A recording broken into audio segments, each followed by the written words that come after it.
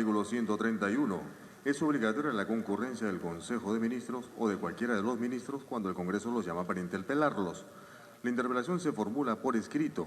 Debe ser presentada por no menos del 15% del número legal de congresistas.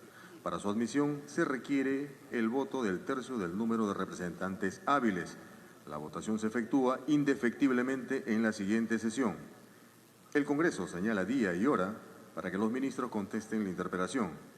Esta no puede realizarse ni votarse antes del tercer día de su admisión ni después del 10º.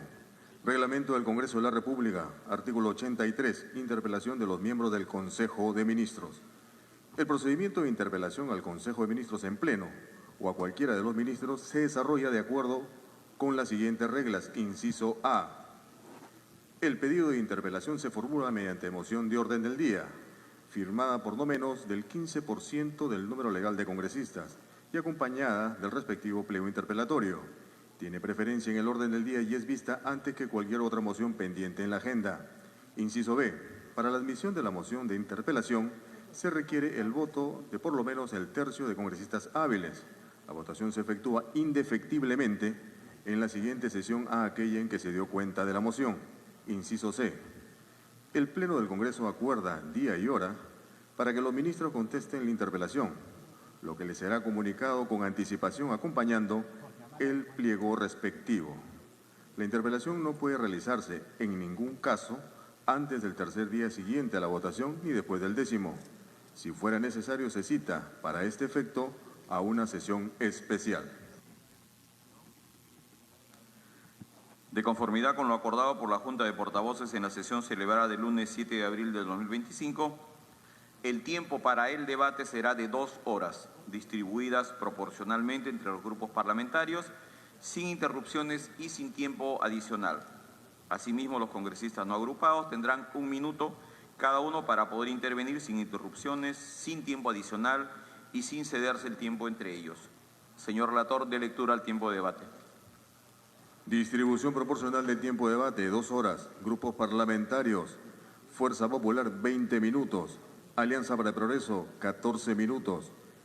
Podemos Perú, 14 minutos. Perú Libre, 11 minutos. Renovación Popular, 11 minutos. Acción Popular, 9 minutos. Bloque Magisterial de Concertación Nacional, 8 minutos. Juntos por el Perú, Voces del Pueblo, 8 minutos. Somos Perú, 7 minutos. Avanza País, 6 minutos. Bancada Socialista, 5 minutos. Honor y Democracia, 5 minutos. Bloque Democrático Popular, 5 minutos. Antes de continuar, pido a los señores congresistas que deseen intervenir en el debate se inscriban a través de sus portavoces. Respecto a los congresistas no agrupados, pueden alcanzar de manera individual su pedido de uso de la palabra. Señores congresistas, el procedimiento a seguir en la interpelación será el siguiente. El señor relator dará lectura a cada una de las preguntas del pliego interpelatorio contenido en la moción de orden del día 16263, las cuales serán respondidas inmediatamente por el presidente del Consejo de Ministros, señor Gustavo Lino Adriancén Olaya. Cabe señalar que en esta etapa, por práctica parlamentaria, no se conceden interrupciones. Señor relator, dé lectura a la primera pregunta del pliego interpelatorio contenido en la moción de orden del día 16263. Pliego interpelatorio al señor Gustavo Lino Adriancén Olaya, presidente del Consejo de Ministros. Tema 1, inseguridad ciudadana. Pregunta número 1. ¿Qué iniciativas específicas con diagnósticos, estrategias, objetivos, plazos, recursos asignados e indicadores verificables ha demandado usted al ministro del Interior y otros sectores para revertir el escalamiento de la inseguridad ciudadana en todo el país? ¿Es usted consciente de que las medidas que anunció anoche, 16 de marzo, para Lima y Callao, estado de emergencia y despliegue de Fuerzas Armadas, no se diferencian sustantivamente de las medidas que ya fracasaron anteriormente? ¿Por qué no se han visto resultados efectivos tras la aplicación de estados de emergencia en más de 14 distritos de Lima y Callao? ¿Qué acciones nuevas ha contemplado usted y el ministro del Interior? ¿Qué resultados esperan obtener con estas acciones y en qué plazo? Tiene la palabra el presidente del Consejo de Ministros, señor Gustavo Lino Adriancén Olaya, para dar respuesta a la primera pregunta. Señor presidente del Congreso, por su intermedio, mi saludo a las señoras y señores miembros de la mesa directiva y a las señoras y señores congresistas de este honorable Parlamento. En el marco del artículo 131 de la Constitución Política, me dirijo hoy a la representación nacional y por su intermedio al pueblo del Perú para responder el pliego interpelatorio que se me ha formulado y cumplir de esta manera con el mecanismo de control político que es propio de nuestro Estado constitucional de derecho y de nuestra democracia. Quiero expresar mi sentir y también el del Gobierno por la realización de este pleno, porque ello significa la unidad de los poderes, la interacción de los mismos y la relación interpoderes que nuestro Parlamento y el Poder Ejecutivo desean fructíferas. La interpelación es un procedimiento constitucional y un derecho que asiste al Parlamento, pero al mismo tiempo es, señores representantes, una oportunidad, y así lo asumimos desde el Gobierno, una oportunidad para poder informar al país sobre el avance y el cumplimiento de las acciones y objetivos de los diferentes sectores del Poder Ejecutivo. Es en esa línea que concurre este honorable Parlamento, lleno de una vocación democrática, de diálogo, de conciliación y de unidad. Y lo hago con profundo respeto, con espíritu democrático y convencido de que las instituciones democráticas de nuestro país están funcionando, que la institucionalidad está vigente y que nuestra democracia se está renovando. Permítame, señor presidente, ratificar el firme compromiso del Gobierno de la señora presidenta Dina Boluarte con el crecimiento económico y con la seguridad ciudadana.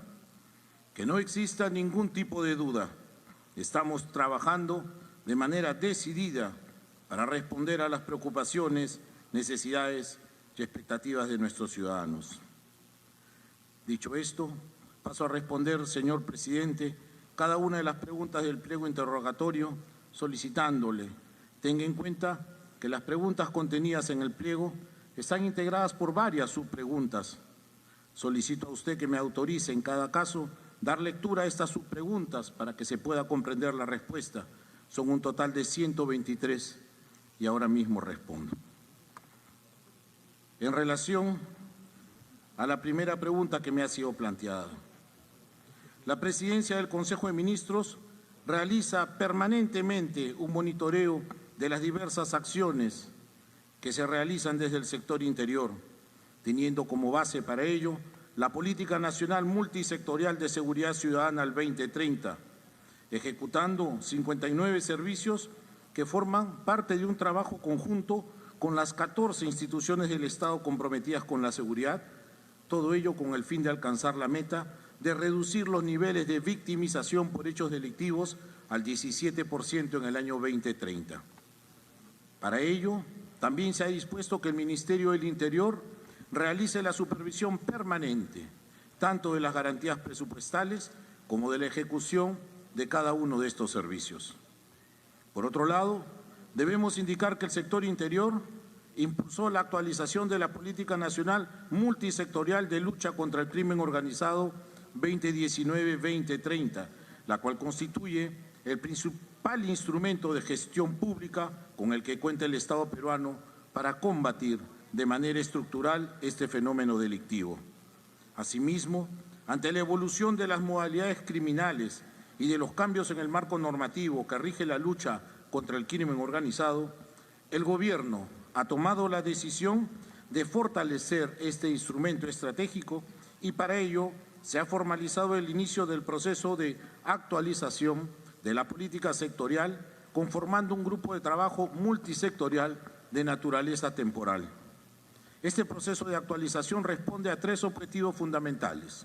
El primero, adecuar la política a las nuevas dinámicas del crimen organizado y su impacto en la percepción de la seguridad de la población.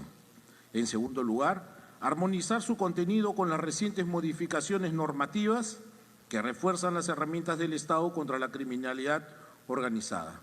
Por último, en tercer lugar, establecer prioridades claras de intervención alineadas con la estrategia del Gobierno en materia de seguridad y de justicia. A la fecha, se vienen desarrollando diversas iniciativas, como son, por ejemplo, la estrategia multisectorial de Barrio Seguro. Esta es una estrategia preventiva que tiene por finalidad mejorar de manera significativa las condiciones de seguridad y convivencia pacífica en los territorios más vulnerables de la ciudad. Asimismo, se busca la unión entre la Policía Nacional, el Gobierno local y sectores aliados estratégicos. Actualmente, la estrategia Barrio Seguro se ejecuta en 116 distritos priorizados de un total de 120. Se han, a la fecha, integrado 123 barrios seguros. De acuerdo con el índice de priorización, las 3 regiones con distritos más vulnerables son La Libertad, El Callao y Tumbes. Otra de las estrategias la constituye la lucha contra el tráfico ilícito de drogas. Desde el Ministerio del Interior se coordina con la Comisión para el Desarrollo de Vida sin Drogas, de VIDA, que depende de la Presidencia del Consejo de Ministros, para el seguimiento y cumplimiento de los objetivos que posee la Política Nacional contra las Drogas al 2030. Se debe informar que, teniendo en cuenta los procesos de internamiento de diversos tipos de drogas incautadas para incinerarlos, el 2024 se lograron destruir 78.000 kilogramos de drogas y se tiene prevista una meta aún más ambiciosa para el 2025. Se pregunta, ¿es usted consciente de que las medidas que anunció anoche, paréntesis 16 de marzo, para Lima y Callao, paréntesis, estado de emergencia y despliegue de Fuerzas Armadas, no se diferencian sustantivamente de las medidas que ya fracasaron anteriormente? Y se pregunta, ¿por qué no se han visto resultados efectivos tras la aplicación de estados de emergencia en más de 14 distritos de Lima y Callao? Esta pregunta se ha formulado sobre la base de hechos que han acontecido hace aproximadamente 3 semanas. Al respecto, y actualizando los datos, respondemos.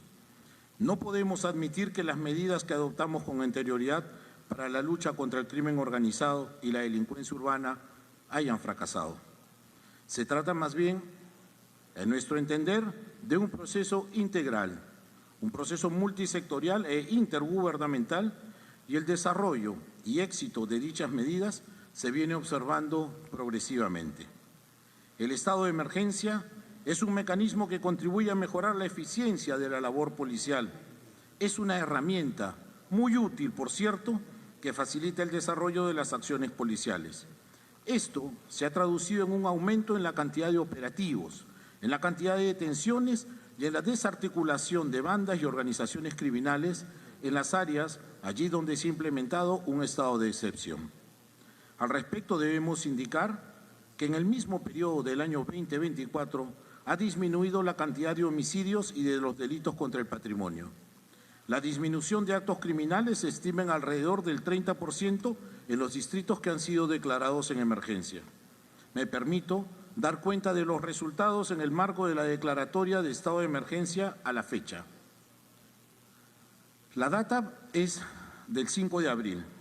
291.516 operativos realizados, 55 organizaciones criminales desarticuladas, 3.656 bandas desarticuladas, 36 megaoperativos contra el crimen organizado, 1.956 armas incautadas, más de 3.000 millones de soles incautados.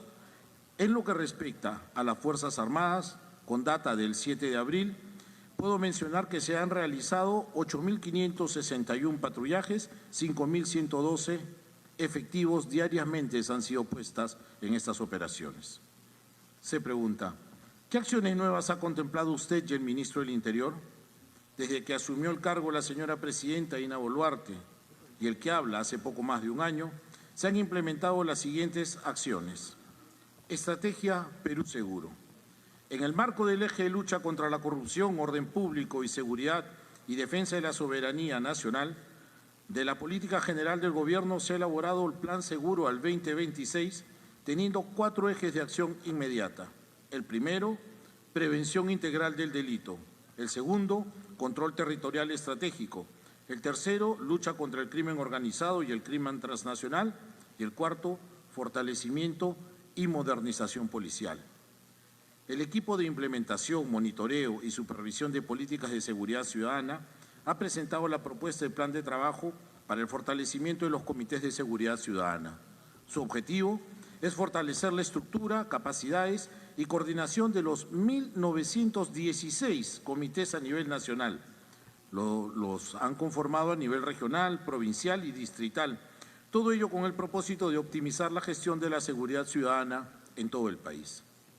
La Dirección General de Seguridad Ciudadana presentó a la Comisión Especial Multipartidaria de Seguridad del Congreso de la República la propuesta de ley que modifica la Ley Orgánica de los Gobiernos Regionales, donde se recomienda la creación de la Gerencia Regional de Seguridad Ciudadana, permitiendo con ello que cada una de las regiones cuenten con los recursos presupuestales necesarios para hacer frente a la lucha contra la inseguridad ciudadana. Se pregunta, ¿qué resultados esperan obtener con estas acciones y en qué plazo? Las acciones que viene impulsando el Ejecutivo a través del Ministerio del Interior apuestan por recuperar progresivamente el control del territorio, fortalecer la presencia del Estado y restituir la confianza ciudadana en las instituciones democráticas. Las medidas dispuestas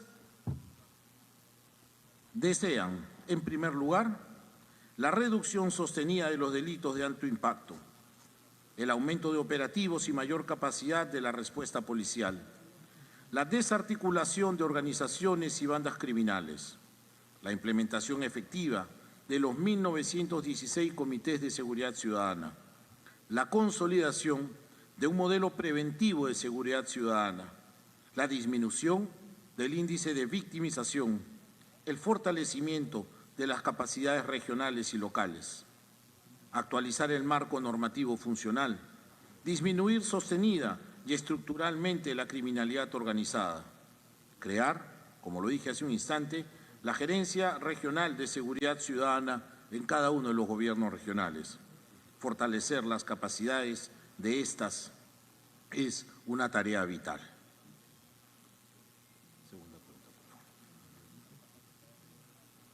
Siguiente pregunta. Pregunta número 2.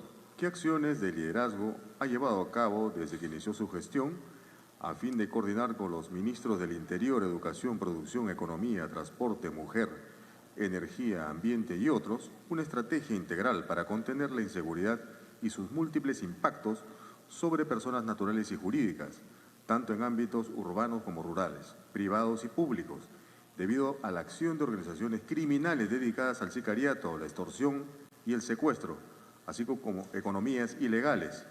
¿Qué objetivos y prioridades corresponden a cada sector? ¿Existen resultados tangibles de estas coordinaciones? ¿En qué medida se ha considerado a la participación de gobiernos locales y regionales? Adelante, Premier. Gracias, presidente. Se han orientado los esfuerzos al fortalecimiento de la coordinación intersectorial en el marco de la implementación de la Política Nacional Multisectorial de Seguridad Ciudadana 2030, política liderada por el Ministerio del Interior. En este contexto, se han articulado esfuerzos con los 14 sectores involucrados en su implementación, principalmente con el Ministerio de Educación, Ministerio de la Mujer y Poblaciones Vulnerables, que además integran el Consejo Nacional Multisectorial de Seguridad Ciudadana, todo ello con el objeto de implementar estrategias integrales para enfrentar la inseguridad y sus múltiples impactos en ámbitos urbanos y rurales, tanto públicos como privados.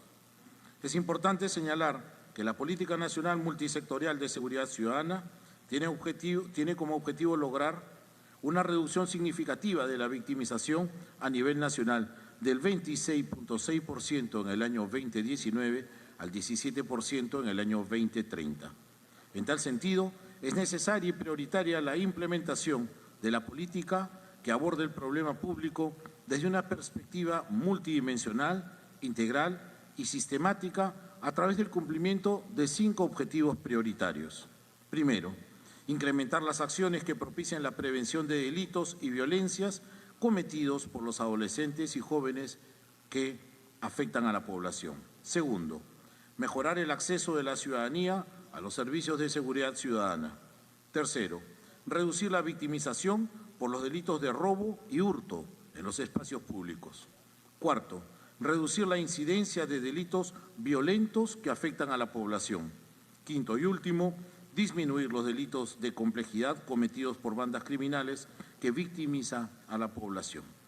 Por otro lado, en aras de elaborar una estrategia integral para contener la inseguridad y sus múltiples impactos sobre personas naturales y jurídicas, tanto en ámbitos urbanos como rurales, privados y públicos, debido a la acción de organizaciones criminales, el Ministerio del Interior, en coordinación con la Presidencia del Consejo de Ministros, ha constituido un grupo de trabajo multisectorial encargado de elaborar el plan de adecuación de los sistemas de videovigilancia con el objetivo de interconectar todas las cámaras de videovigilancia de los 3 niveles de gobierno con los sistemas de videovigilancia de la Policía Nacional del Perú. Pregunta: ¿qué objetivos y prioridades corresponden a cada sector? Existe la necesidad de un trabajo articulado entre el Poder Judicial y el Poder Ejecutivo, que comparten una misma convicción. La seguridad no es una opción, es una condición esencial para el desarrollo de nuestro país y la defensa de la vida y la libertad de todos los peruanos.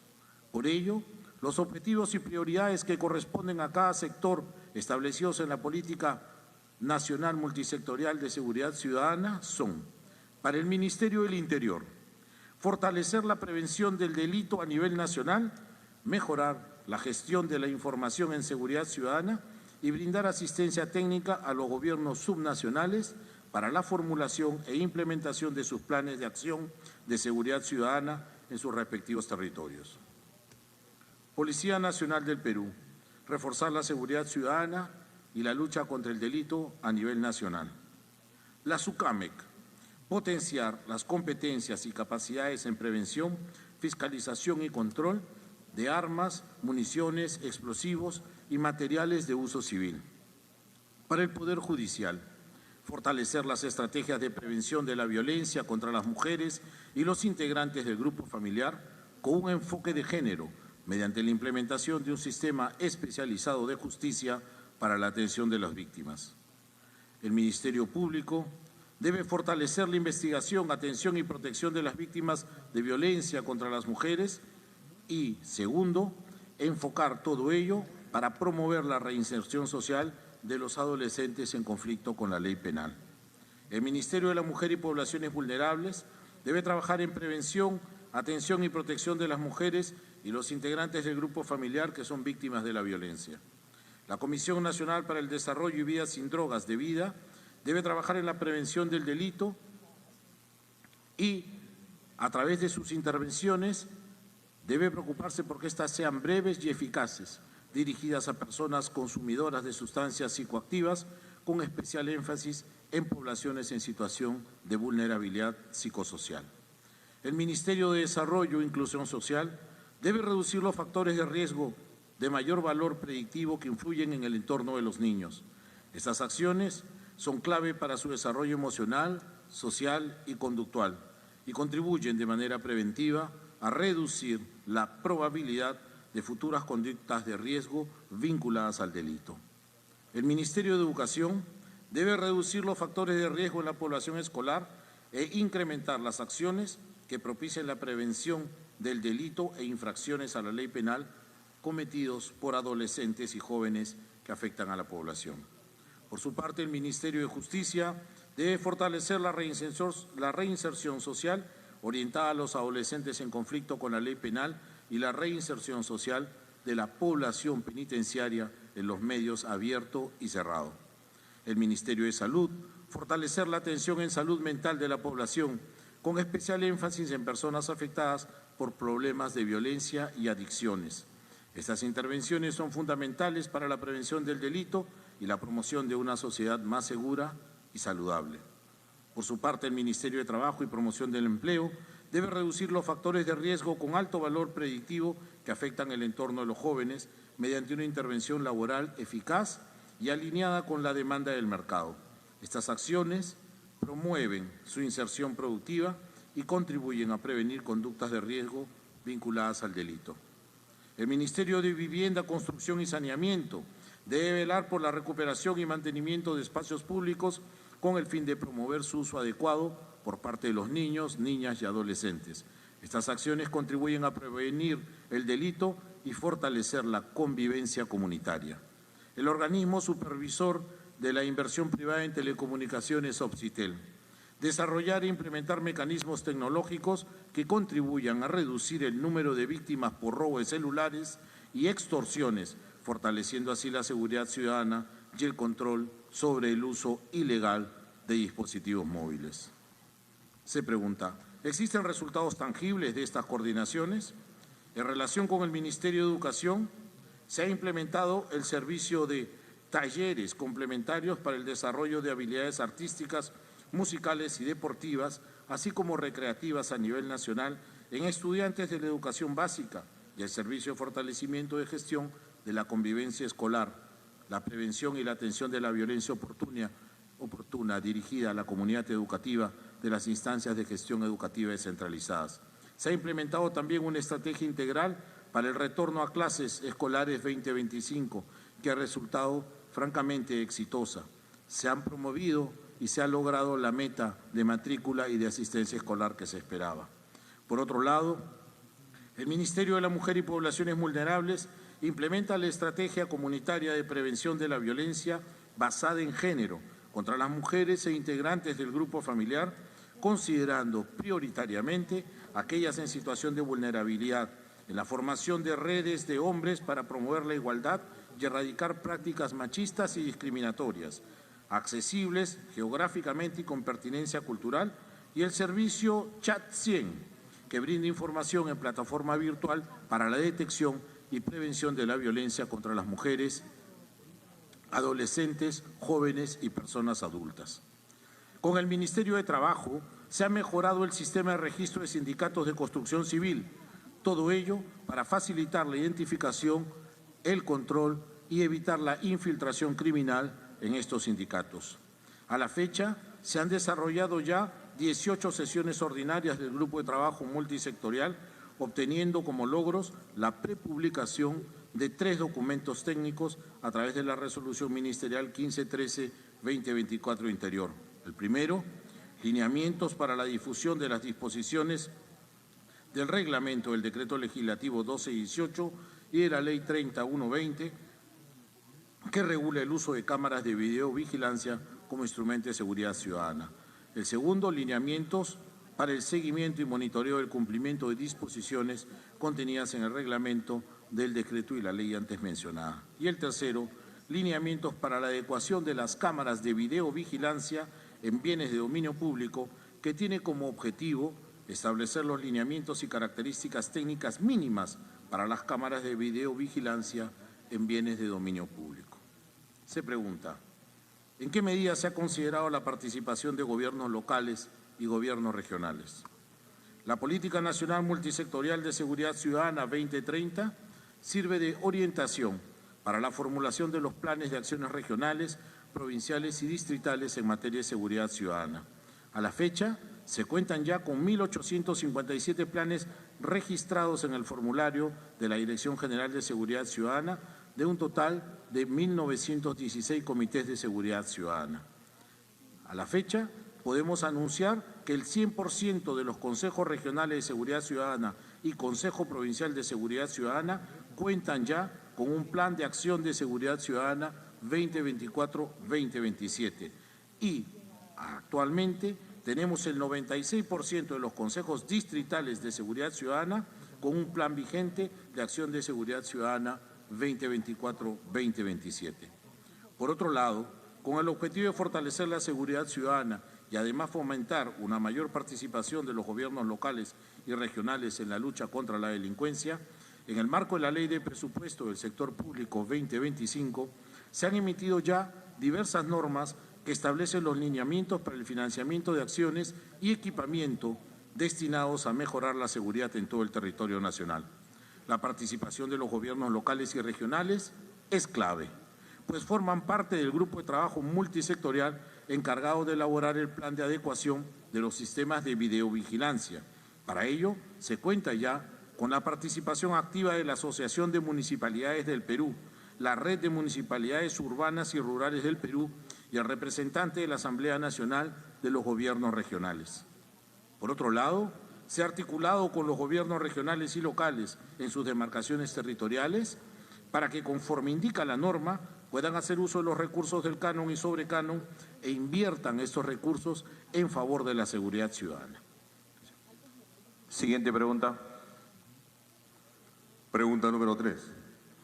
¿Por qué no ha encargado usted al ministro del Interior una reforma estructural de la Policía Nacional del Perú que aborde los problemas de corrupción? Por ejemplo, pagos por ascensos e ingresos a escuelas de oficiales y suboficiales, coimas a policías de tránsito y efectivos destinados a la lucha contra economías ilegales y los de capacidad operativa, dado que, según el MTC 2024, solo hay algo más de 135.000 agentes para 33 millones de habitantes. Sus implementos y armas son obsoletas. Más del 40% de patrulleros están inoperativos y las comisarías desprovistas. ¿Cómo piensa resolver estos problemas y cómo asume su responsabilidad por esta persistente crisis?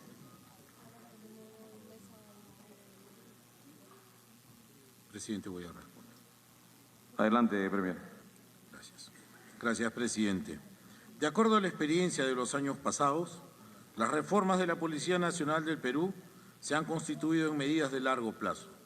La situación actual requiere de medidas inmediatas que fortalezcan la función policial y permitan su adecuado desempeño a futuro.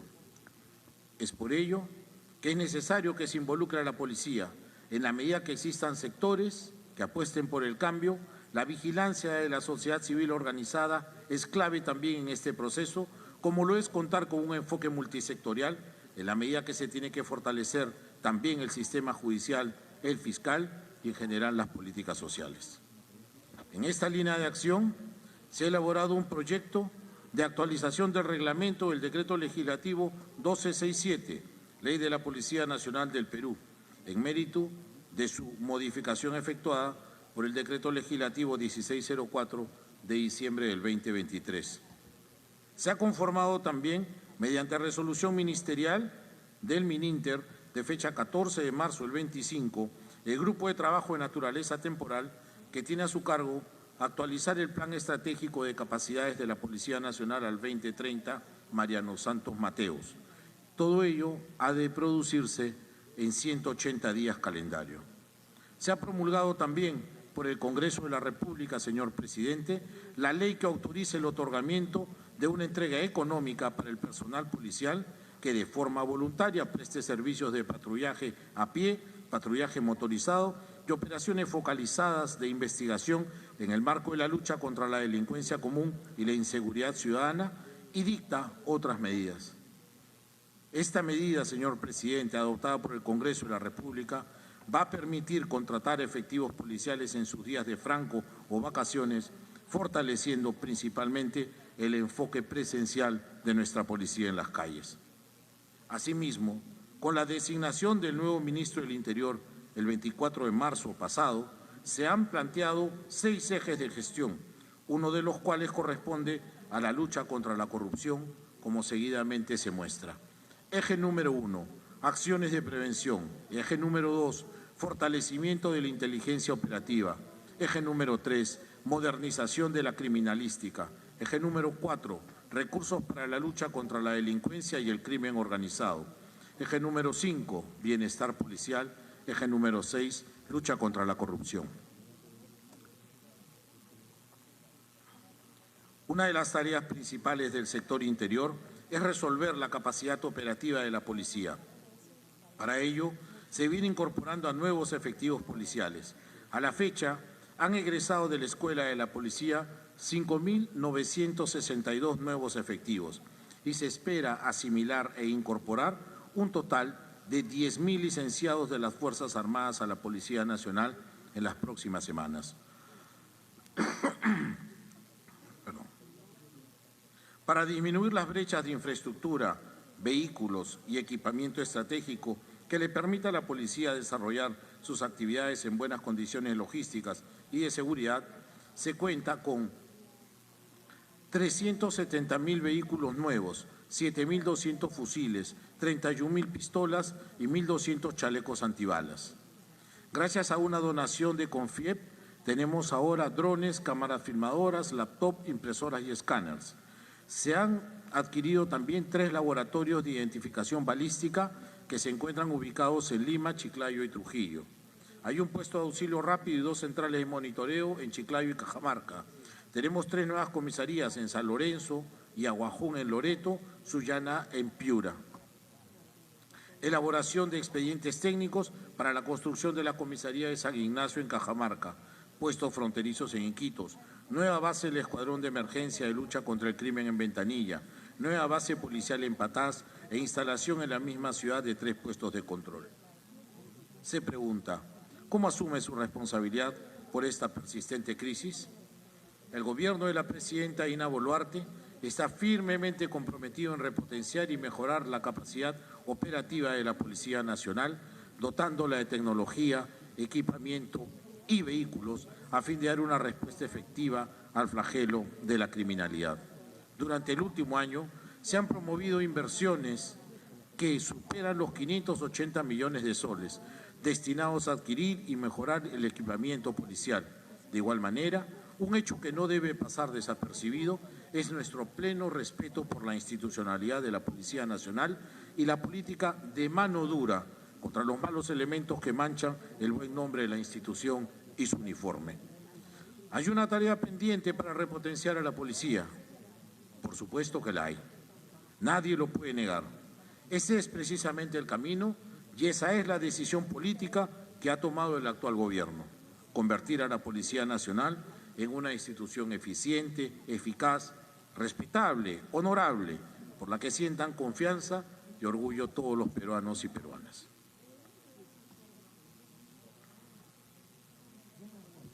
Siguiente pregunta. Pregunta número 4.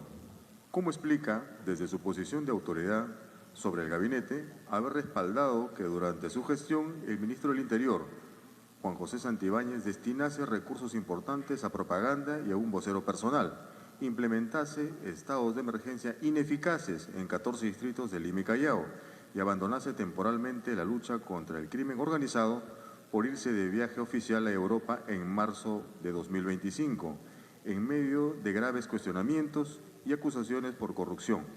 ¿Reconoce usted que el ministro Santibáñez no ha cumplido con los encargos recibidos? ¿Por qué insiste en mantenerlo en el cargo? ¿Con qué justificación se autorizó su viaje al extranjero en medio de la mayor crisis de seguridad en el país? ¿Cuál ha sido el impacto de la ausencia del ministro del Interior en la toma de decisiones claves para afrontar la ola de violencia y criminalidad que vive el país? Tiene la palabra el presidente del Consejo de Ministros. Muchas gracias, presidente. La lucha contra la delincuencia y el crimen organizado es una política de Estado que compromete al Ministerio del Interior y al Gobierno en su conjunto. La parte operativa de esta lucha corresponde, por supuesto, a la Policía Nacional del Perú y, en casos de emergencia, esta puede contar con el apoyo de las Fuerzas Armadas. No ha existido ni existe ningún abandono de la lucha contra la criminalidad, todo lo contrario. Las instituciones en su conjunto están todas abocadas a este gran desafío por mandato expreso de la Presidenta de la República. Se pregunta, ¿reconoce usted que el ministro Santibáñez no ha cumplido con los encargos recibidos? El exministro Santibáñez, como todos los integrantes del gabinete cuando están en funciones, recibió directivas precisas de la señora Presidenta y del que habla para trabajar de manera plena y eficiente en el logro de los objetivos del gobierno y responder a las necesidades del país. Siendo hoy la inseguridad ciudadana uno de los mayores problemas del Perú, es innegable que toda labor y acción efectuada siempre resulta insuficiente frente a los grandes retos y porque, además, la lucha contra la delincuencia y la criminalidad es de corto, mediano y largo plazo y requiere del concurso de todas las entidades del Estado y en especial de la ciudadanía. ¿Por qué insiste en mantenerlo en el cargo? Se refiere al exministro Santibáñez. Respondemos, el señor Santibáñez ya no ejerce el cargo de ministro del Interior. ¿Con qué justificación se autorizó su viaje al extranjero en medio de la mayor crisis de seguridad del país? El exministro Santibáñez fue autorizado a viajar fuera del país para participar en la reunión ministerial del Comité Latinoamericano de Seguridad Interior y la Unión Europea. Ello permitió a las altas autoridades de los Ministerios del Interior y de Seguridad de la región abordar la problemática del crimen organizado transnacional, así como el accionar de las organizaciones criminales, identificando medidas que se pueden impulsar de manera conjunta desde la cooperación internacional. Las reuniones con las autoridades de la Unión Europea permitieron fortalecer la cooperación con otros ministerios y agentes especializadas de Europa en los temas de seguridad, en base a lo cual se propicia el trabajo conjunto a nivel estratégico y operativo. Se pregunta, ¿cuál ha sido el impacto de la ausencia del ministro en la toma de decisiones claves para afrontar la ola de violencia y criminalidad que vive el país? El Ministerio del Interior, mientras duró el viaje del exministro Santibáñez, estuvo legalmente encargado al ministro de Educación. Además, como todos los sectores del Ejecutivo y las entidades públicas, cuenta con viceministros y altos funcionarios que se encargan de tomar decisiones a fin de garantizar el funcionamiento institucional. A ello agrego la participación constante y activa de la Policía Nacional del Perú. Siguiente pregunta. Pregunta número 5. ¿Cómo justifica la desaprobación del 82% a su gestión y el 74% de rechazo a Santibáñez, datum 2025? Considerando su responsabilidad de dirigir el funcionamiento del gabinete y la ejecución de políticas públicas, lo cual incluye encargar y exigir al Ministro del Interior y otros sectores una respuesta efectiva a la masiva crisis de inseguridad ciudadana. Si usted y sus ministros consideran que el grado de inseguridad es solo una cuestión de percepción, ¿qué indicadores propone para convencer al país de que hay avances en la lucha contra el crimen organizado? ¿Cuáles son esos avances y cómo esos logros han impactado las estadísticas de crímenes violentos y cómo puede demostrarle a la ciudadanía que estamos mejor que antes? Para la respuesta del primer ministro. Gracias, presidente. Respeto la labor de las encuestadoras que se encargan de recoger el sentir y las expectativas de la población en un momento determinado. Asimismo, valoro, por supuesto, la opinión de nuestros ciudadanos, pero quiero ser también enfático en señalar que como presidente del Consejo de Ministros y como ciudadano estoy firmemente comprometido con el objetivo de proteger la vida y la integridad de nuestra población. Es un deber y una obligación que tenemos ante el país y así lo asumimos. Este compromiso se traduce diariamente en directivas y acciones claras que han sido efectuadas desde que asumimos el gobierno. Así lo hizo y así lo está haciendo el Ministerio del Interior hasta el momento. Nosotros estamos convencidos en el deber que nos asiste de devolver a los ciudadanos la tranquilidad y la paz. Tranquilidad y paz que ellos merecen y que lograremos a través del impulso de un trabajo multisectorial, articulando de manera permanente con los gobiernos regionales, locales, mancomunidades, empresas públicas, gremios, la sociedad civil, los poderes e instituciones públicas. Se nos pregunta qué indicadores propone para convencer al país de que hay avances en la lucha contra el crimen organizado. ¿Cuáles son esos avances? Algunos de los indicadores que sirven para medir el grado de eficiencia de la labor policial son, primero, número de bandas criminales intervenidas y detenidas. Segundo, número de organizaciones intervenidas y detenidas. Tercero, número de detenidos en flagrancia. Ciertamente, estos indicadores tienen que traducirse no solo en la percepción ciudadana, sino también en que nuestra población se sienta segura y en que pueda transitar por las calles y desarrollar sus actividades con plena normalidad. En ese camino estamos. Se nos pregunta cómo esos logros han impactado las estadísticas de crímenes violentos y cómo puede demostrarle a la ciudadanía que estamos mejor que antes. El país es testigo de que el gobierno ha identificado su labor y su estrategia en la lucha contra la delincuencia y la criminalidad.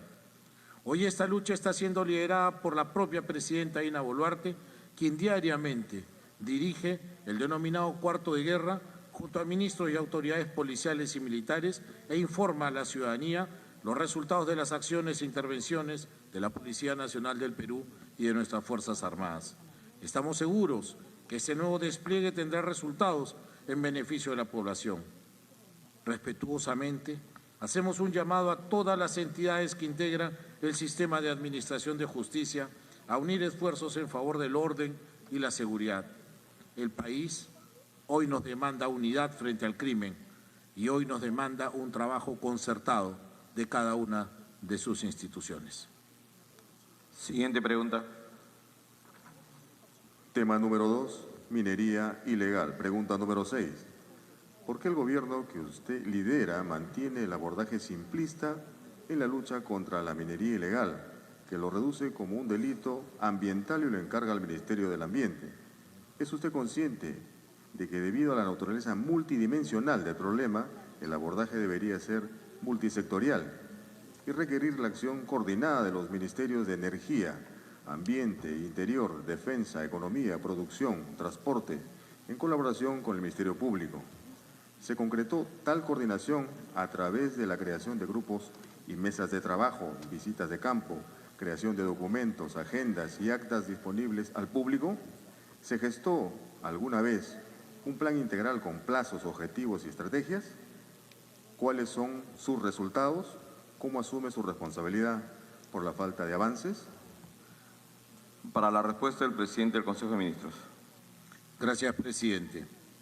La minería ilegal es un problema estructural que, además de generar daño al ambiente, tiene asociados varios delitos como la trata de personas, el lavado de activos, la corrupción, la extorsión, el secuestro, el sicariato.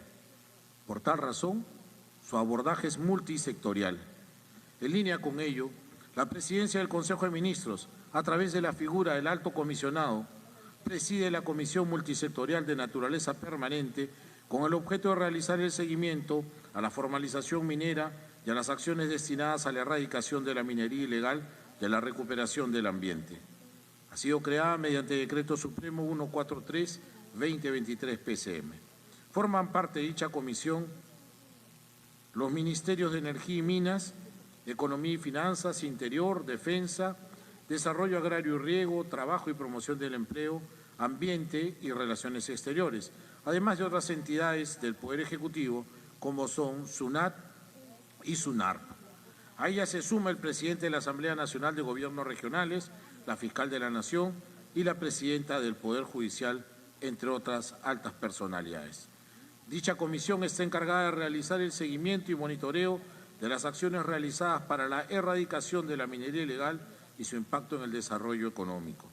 También se encarga de realizar el seguimiento y monitoreo de la estrategia nacional y finalmente debe realizar el seguimiento de las acciones para la recuperación del ambiente y las zonas afectadas por la minería ilegal.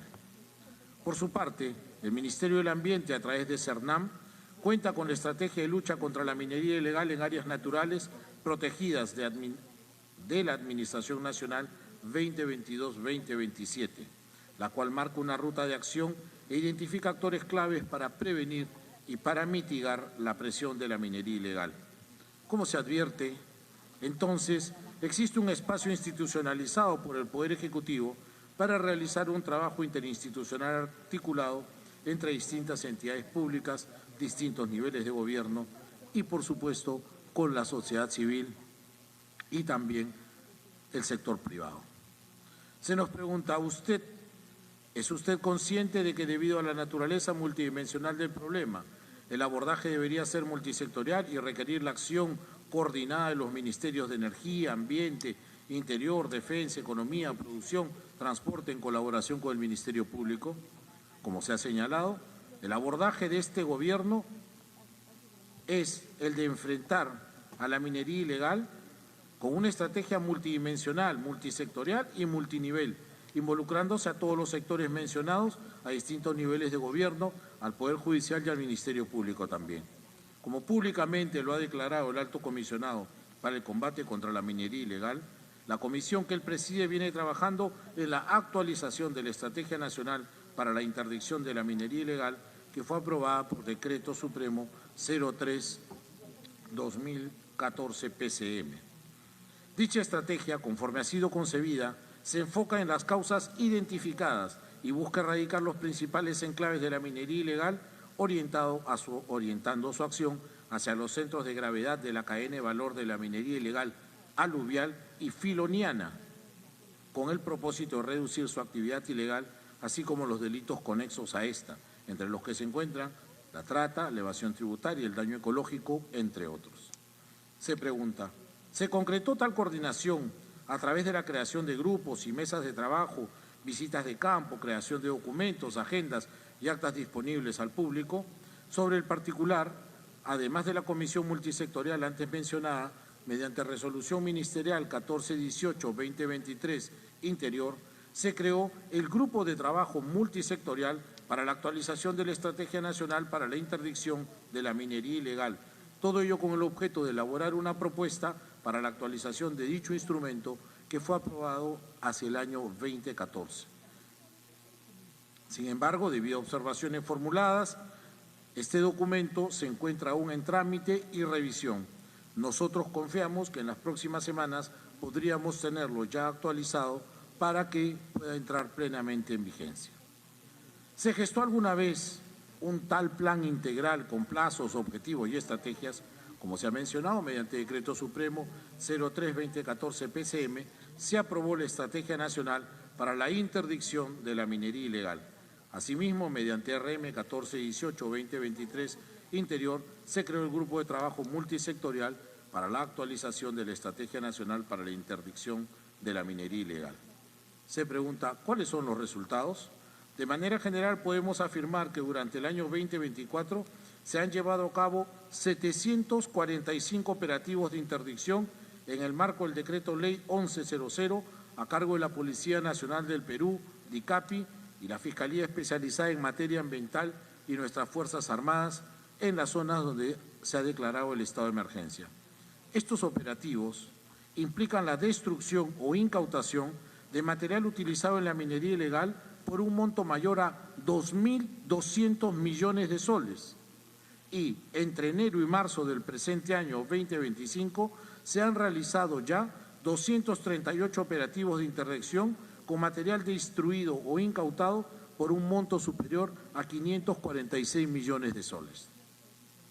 ¿Cómo asume su responsabilidad por la falta de avances? Se nos pregunta.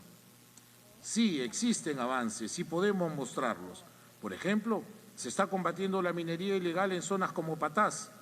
Allí estamos implementando, en unión con la empresa privada, una nueva base policial y se está construyendo además 3 puestos de vigilancia que serán de uso multisectorial para las Fuerzas Armadas, Policía Nacional, SUNAT, SUCAMEN, MINEN, MINAM, Ministerio Público. Se ha coordinado con el Poder Judicial la posibilidad de establecer allí además una unidad de flagrancia. Tenemos que seguir realizando estas coordinaciones con el Ministerio Público para que esto pueda hacerse una realidad. La tercera visita que realizo, señor presidente, en Patás, me permite informar a la representación parlamentaria que los progresos se siguen dando de manera sucesiva y progresiva. Actualmente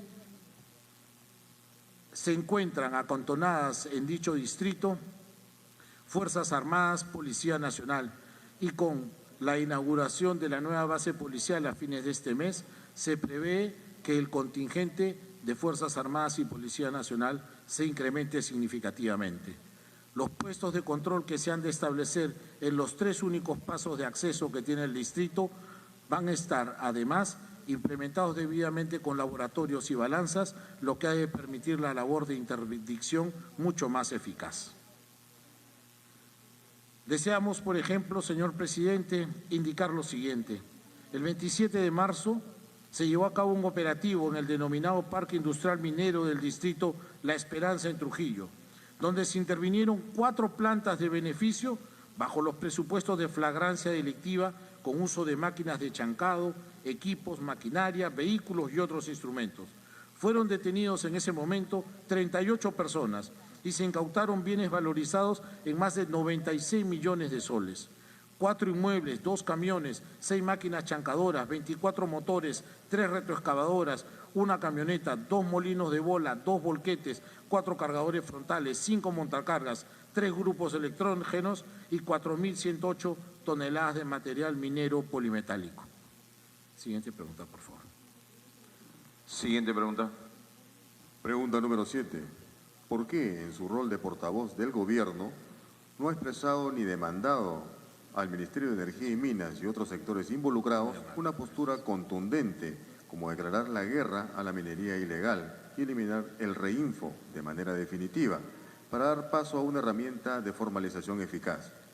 ¿Por qué el Gobierno de la presidenta Boluarte no ha adoptado una postura en defensa de los mineros formales, grandes, pequeños y medianos, que ejercen su actividad con responsabilidad tributaria, social y ambiental, y que son atacados en atentados con explosivos, por ejemplo, en Patás? ¿Qué acciones específicas, bajo su supervisión, implementará para corregir esta situación y asumir un protagonismo más activo en esta tarea? ¿Qué medidas ha tomado para evitar que el reinfo siga siendo una herramienta de protección de mineros ilegales vinculados al crimen organizado? Para la respuesta del presidente del Consejo de Ministros. Gracias, presidente. La postura del Gobierno en su lucha contra la minería ilegal y los delitos conexos es muy clara y pública. Muestra de ello lo explicado anteriormente sobre la Comisión para el Combate contra la Minería Ilegal y la Estrategia Nacional para la Interdicción de la Minería Ilegal, el proceso de su actualización, así como los resultados que acabo de informar.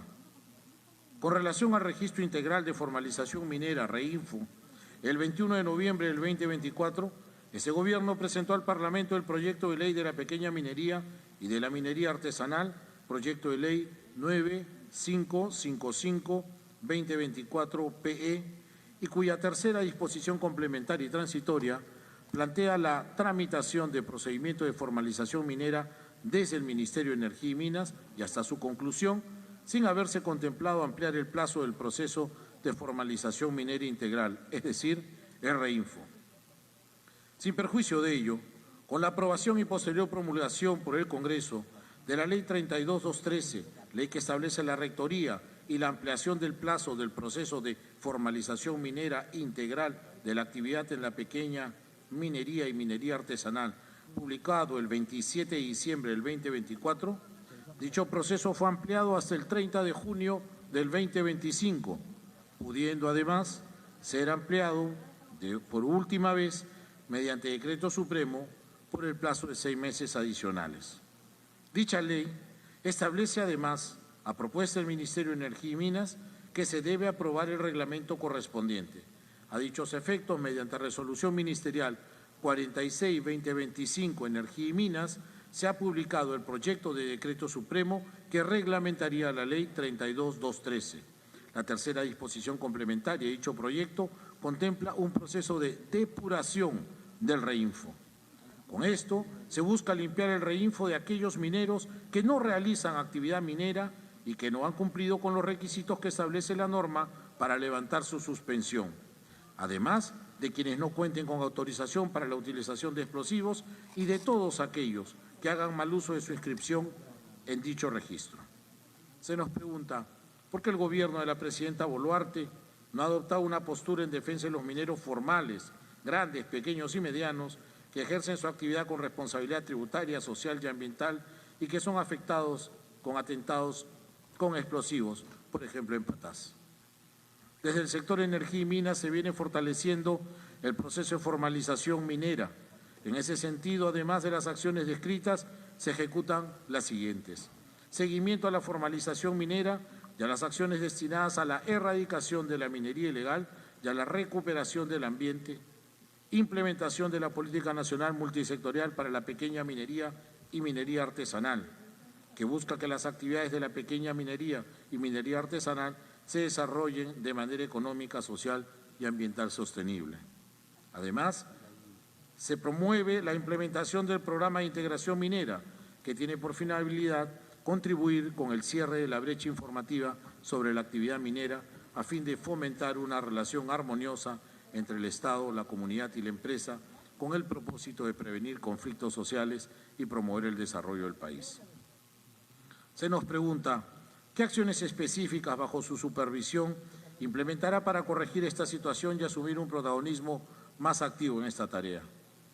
Desde el Ministerio de Energía y Minas se vienen implementando las siguientes acciones: participación activa en la Comisión Multisectorial de Naturaleza Permanente, con el objeto de realizar el seguimiento de la formalización minera y las acciones destinadas a la erradicación. Implementación de la Política Nacional Multisectorial para la pequeña minería y minería artesanal al 2030. Aprobación del reglamento de la Ley 32.213. Implementación del sistema interoperable de la pequeña minería y minería artesanal con el objeto de supervisar la trazabilidad operativa de minerales, explosivos, insumos químicos y productos fiscalizados en la pequeña minería y la minería artesanal. Asunción de competencias para la tramitación de procedimientos de formalización minera integral conforme lo establece la Ley 32.213. Depuración del registro integral de formalización minera, REINFO, a fin de excluir del REINFO a los mineros que no realicen actividad minera o que no han cumplido con los requisitos que establece la norma. Se pregunta, ¿qué medidas ha tomado para evitar que el REINFO siga siendo una herramienta de protección de mineros ilegales vinculados al crimen organizado? El REINFO surgió como una herramienta temporal y excepcional, destinada a permitir que quienes a la fecha de su creación venían desarrollando actividad minera en los estratos de la pequeña minería y minería artesanal sin contar con las autorizaciones y títulos habilitantes correspondientes, pudieran continuar con su actividad en tanto cumplan con algunos requisitos mínimos y sigan los trámites necesarios para obtener dichas autorizaciones. A la fecha, el REINFO presta una serie de retos.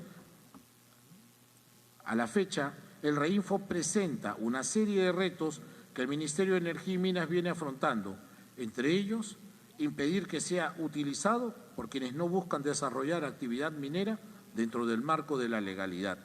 En dicha línea, como ya se ha señalado, el Ministerio de Energía y Minas ha propuesto la aprobación de una medida de depuración del REINFO. Siguiente pregunta. Pregunta número 8. ¿Cómo explica, desde su función de coordinación con el Ministro de Energía y Minas y otros sectores, los excesivos retrasos en la presentación de la Ley MAPE al Congreso? ¿Qué rol jugaron en ello las presiones de mineros informales e ilegales hacia el Ministerio de Energía y Minas y su Dirección de Formalización Minera?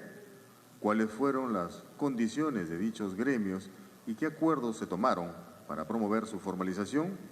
¿Qué porcentaje de mineros ilegales e informales se estima que podrían revertir su situación si es que el gobierno implementa una nueva herramienta eficaz de formalización minera? ¿Tiene algún plan al respecto? Para las respuestas, el presidente del Consejo de Ministros. Gracias, presidente. Para comprender cabalmente el proceso de elaboración del proyecto de ley de la pequeña minería y de la minería artesanal, es necesario recordar sus antecedentes. El 31 de diciembre del 2021 se publicó la Ley 31388, que prorroga la vigencia del proceso de formalización de minería integral, cuya segunda disposición complementaria otorgó al Poder Ejecutivo un plazo de 180 días para presentar al Congreso un proyecto de ley de la pequeña minería y de la minería artesanal. En función de ello, mediante resolución de Secretaría de Gestión Social y Diálogo de la PCM 017-2022 PCM, publicada el 1 de diciembre del 22, se creó dicho grupo de trabajo, cuya vigencia se extendió hasta el 28 de diciembre del 2023. La propuesta, producto de dicho trabajo, sirvió de insumo para la elaboración de una versión preliminar del proyecto de ley de la pequeña minería y de la minería artesanal, que fue publicada en el portal web de Energía y Minas el 19 de julio del 24. Asimismo, el Ministerio de Energía y Minas cursó una serie de comunicaciones a las dependencias del Ejecutivo, Ministerio Público, organizaciones representativas de pequeños productores mineros, como mineros artesanales, y también instituciones académicas y sociedad civil, solicitándoles comentarios al proyecto mencionado. Hacia el 4 de septiembre del año pasado, concluyó el mencionado proceso de socialización y recepción de comentarios, procediéndose con la mejora del proyecto elaborado por el Ministerio de Energía y Minas. A partir de lo señalado, conforme con la normativa vigente, el proyecto elaborado por el Ministerio de Energía y Minas ha sido sometido a revisión de la Comisión Multisectorial de Calidad Regulatoria de la Comisión de Coordinación Viceministerial y posteriormente del Consejo de Ministros para finalmente ser presentado al Congreso de la República el 21 de noviembre del 24. Lo mencionado hasta el momento se ha desarrollado como parte de la exposición de motivos de la Ley de la Pequeña y Mediana Minería Artesanal. Como se advierte, el proyecto de ley a que hacemos referencia ha pasado por un extenso pero necesario proceso participativo a fin de que sus disposiciones puedan tener, a la par de solidez técnica, el mayor consenso social posible. Ello, evidentemente, no es óbice para dejar de reconocer que este proyecto puede ser mejorado y reforzado como parte del proceso de desarrollo legislativo. Se nos pregunta, ¿qué rol jugaron en ello las presiones de mineros informales e ilegales hacia el Ministerio de Energía y Minas y su Dirección de Formalización Minera? Respuesta, ninguno. Como se explicaba anteriormente, como parte del proceso participativo se han solicitado opiniones, llevado a cabo una serie de reuniones y talleres con diversos actores, entre los que se encuentran entidades de la administración pública, sociedad civil, gremios representativos de pequeños y mineros artesanales y también con las empresas mineras. Se pregunta, ¿cuáles fueron las condiciones de dichos gremios y qué acuerdos se tomaron para promover su formalización?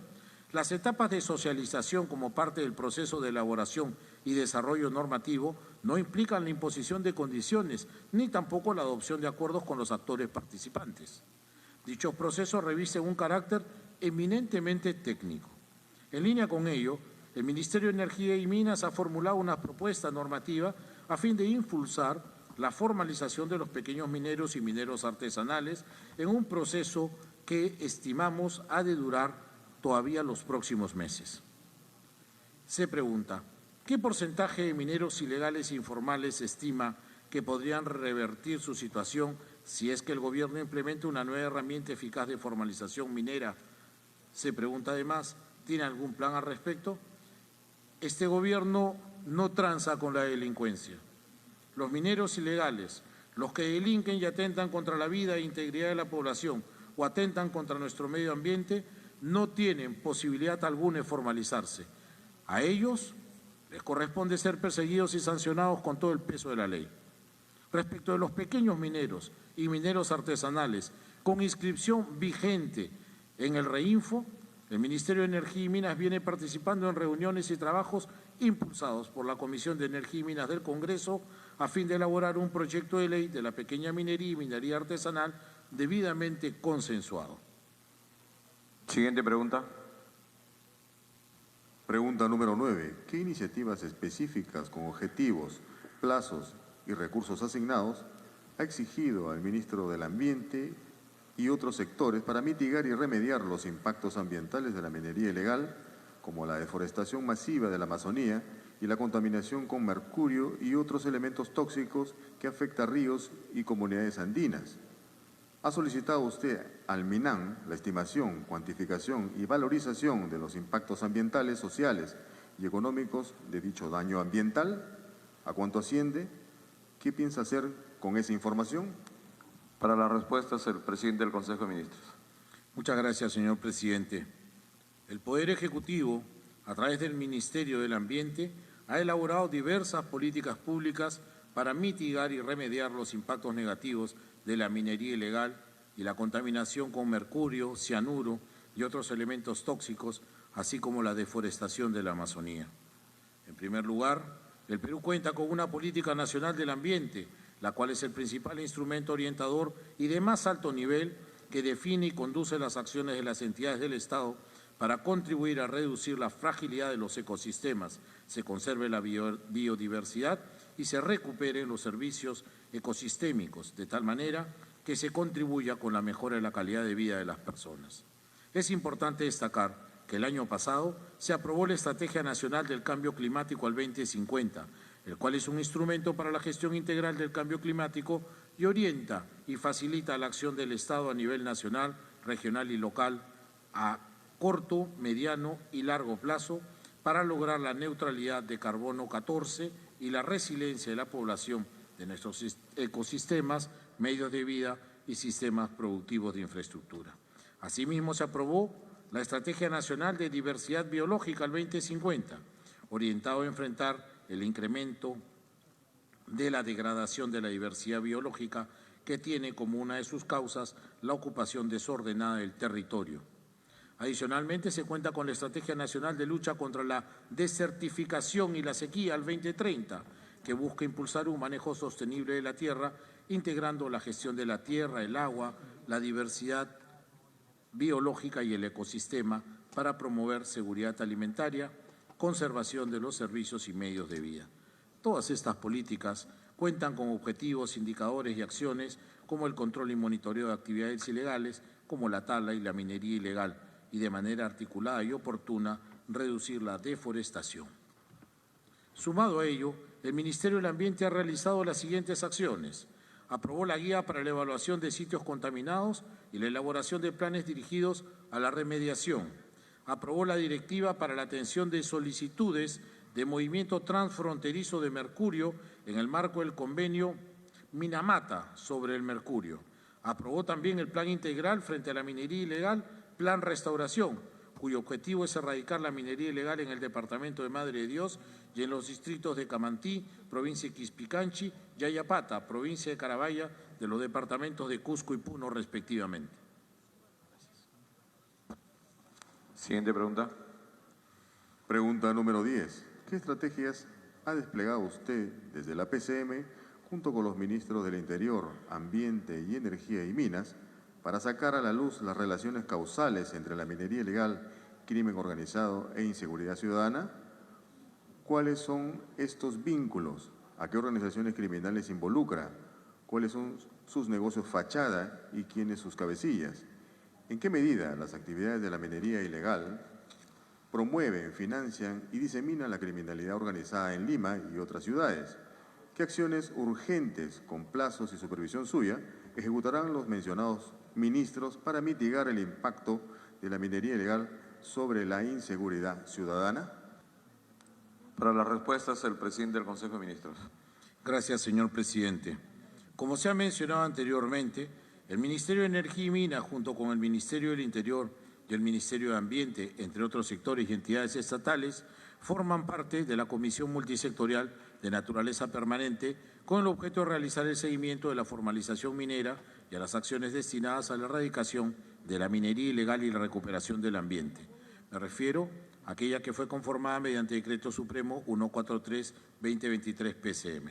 Asimismo, los ya mencionados ministerios son integrantes del Grupo de Trabajo Multisectorial para la actualización de la Estrategia Nacional para la Interdicción de la Minería Ilegal.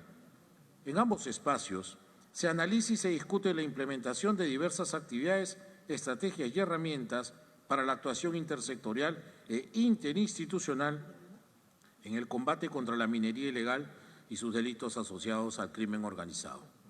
Se nos pregunta, ¿cuáles son estos vínculos? ¿A qué organizaciones criminales involucra? ¿Cuáles son sus negocios de fachada y quiénes sus cabecillas? La minería ilegal se encuentra estrechamente vinculada con el crimen organizado y la inseguridad ciudadana, pues esta actividad ilícita, al generar ingentes ganancias económicas, se hace atractivo para las organizaciones criminales, aquellas que buscan controlar determinadas zonas de explotación de minerales mediante la extorsión, el sicariato, secuestro, robo, generando inseguridad en la población. Asimismo, cabe mencionar que la minería ilegal promueve otras actividades ilícitas como el tráfico de insumos y maquinarias, tráfico de explosivos, trata de personas, lavado de activos, entre otros. Los activos que genera la minería ilegal son exorbitantes debido al alto precio del valor de los minerales a nivel mundial, lo que ha conllevado que las organizaciones criminales blanqueen incluso sus activos en empresas de transporte, comercios de compra, venta de oro, joyas y otros artículos, agencias de envío de dinero, hoteles, centros de abastecimiento, grifos, entre otras modalidades. Respecto a la identificación de los cabecillas de las organizaciones criminales que vienen operando a nivel nacional, la Unidad Funcional contra el Crimen Organizado de Medio Ambiente de la Policía Nacional viene recabando elementos de convicción contra 6 organizaciones criminales investigadas que se llevan desde las fiscalías sendas carpetas en criminalidad organizada y que tienen carácter reservado. Se pregunta en qué medida las actividades de la minería ilegal promueven, financian y diseminan la criminalidad organizada en Lima y otras ciudades. La minería ilegal en el Perú tiene un impacto significativo en la promoción, financiamiento y diseminación de la criminalidad organizada. La minería ilegal fomenta la creación de redes delictivas que operan en múltiples regiones. Estas redes incluyen actividades como el tráfico de insumos químicos, armas, trata de personas y además otras extorsiones y asesinatos para controlar los territorios. La minería ilegal mueve recursos económicos que el narcotráfico en el Perú genera y de allí nuevos y más ingresos con las que financian otras nuevas actividades. Las ganancias de la minería ilegal se utilizan para extender operaciones delictivas en otras ciudades. Ello crea un espacio propicio para la corrupción y la infiltración de grupos criminales, además en las instituciones públicas. ¿Qué acciones urgentes, se pregunta, con plazos y supervisión suya ejecutarán los mencionados ministros para mitigar el impacto de la minería sobre la inseguridad ciudadana? Esta pregunta ha sido ya absuelta al responder a la pregunta número 7. Siguiente pregunta. Tema número 3, cuestionamientos a la presidenta. Pregunta número 11. ¿Qué instrucciones dio usted a su gabinete respecto a las posturas y mensajes que debían expresar al ser preguntados por los escándalos que involucran a la presidenta Boluarte como Rolex Gay, Guayquis en la sombra y el cofre, así como su presunta ausencia injustificada del cargo para hacerse una cirugía plástica? ¿Qué previsiones tomó para que estos asuntos no distraigan a los ministros de sus prioridades sectoriales? ¿Dio usted la indicación a sus ministros de ejercer activamente una defensa cerrada a la presidenta en vez de enfocarse en sus roles técnicos? ¿Es usted consciente de que la percepción pública de una presidenta rodeada de ministros adulones es nociva para su credibilidad, para la legitimidad de su gobierno y para la gobernabilidad del país? Para la respuesta es el presidente del Consejo de Ministros. Muchas gracias, señor presidente. Señor presidente, las instrucciones fueron precisas. Como gobierno democrático, respetuoso del Estado de Derecho y la legalidad, consideramos que las investigaciones, y reitero, las investigaciones seguidas en contra de la señora Presidenta de la República deben llevarse a cabo en el ámbito que corresponde, dentro del sistema de administración de justicia. La Presidenta se somete a todas las indagaciones y asignará a sus abogados defensores, asistirá a las citaciones, ejercerá su derecho a la defensa y entregará toda la información que sea requerida, como ha ocurrido hasta el momento. Y un aspecto adicional, que las investigaciones tenían y tienen que efectuarse respetando además, presidente, la alta investidura de la Presidenta de la República, pues ella representa a la nación. Y además, respetando escrupulosamente el principio fundamental de nuestro ordenamiento jurídico, que es el de la presunción de inocencia y el debido proceso. Respecto a la presunta ausencia injustificada del cargo, ya hemos señalado en reiteradas oportunidades que la Presidenta de la República en ningún momento ha dejado de ejercer la alta responsabilidad que la nación le ha conferido. Como ha señalado la propia Presidenta, durante el tiempo en que fue sometida a la intervención quirúrgica por razones de salud, ha suscrito un conjunto de decretos y normas y ha realizado diversas coordinaciones propias de su función a fin de garantizar la normal marcha del Gobierno y del país. Se nos pregunta, ¿qué previsiones tomó para que estos asuntos no distraigan a los ministros de sus prioridades sectoriales? Los ministros y las ministras de Estado tienen instrucciones muy claras para trabajar todos los días de la semana, incluidos sábados, domingos y feriados, en cumplimiento de los objetivos y metas sectoriales y de gobierno. Así lo hemos hecho hasta hoy y lo seguiremos haciendo. Los ministros no estamos distraídos en ningún asunto coyuntural y nos hemos referido a las investigaciones de la Presidencia de la República solo cuando hemos sido consultados o requeridos por la prensa. La prioridad que tiene el que habla y cada uno de los ministros que integra mi gabinete es seguir trabajando por el país y por todos los peruanos. Se nos pregunta, ¿dio usted la indicación a sus ministros de ejercer activamente una defensa cerrada de la Presidenta en vez de enfocarse en sus roles técnicos? No ha existido ni existe una defensa cerrada. Lo que hay, como he señalado líneas arriba, es la plena disposición del Ejecutivo para que las investigaciones se realicen en el marco de la Constitución y el Estado de Derecho, respetando el debido proceso, el derecho a la defensa y la alta investidura de la señora Presidenta de la República. Más allá de eso, los ministros continúan enfocados en sus roles técnicos y en avanzar acciones sectoriales. Ello lo podemos demostrar, señor presidente, con las sucesivas visitas que hacen las ministras y los ministros de Estado a las regiones, muchas de ellas en compañía de señoras y señores congresistas. ¿Es usted consciente de que la percepción pública de una presidenta rodeada de ministros adulones es nociva para su credibilidad, para la legitimidad de su gobierno y para la gobernabilidad del país? Señor presidente, respondo a esta pregunta de la manera más respetuosa que me es posible. No puedo aceptar, señor presidente, y menos ante esta honorable tribuna que encarta la democracia y el debate alturado de ideas, que se utilice un adjetivo de este tipo a referirse a ministras y ministros de Estado.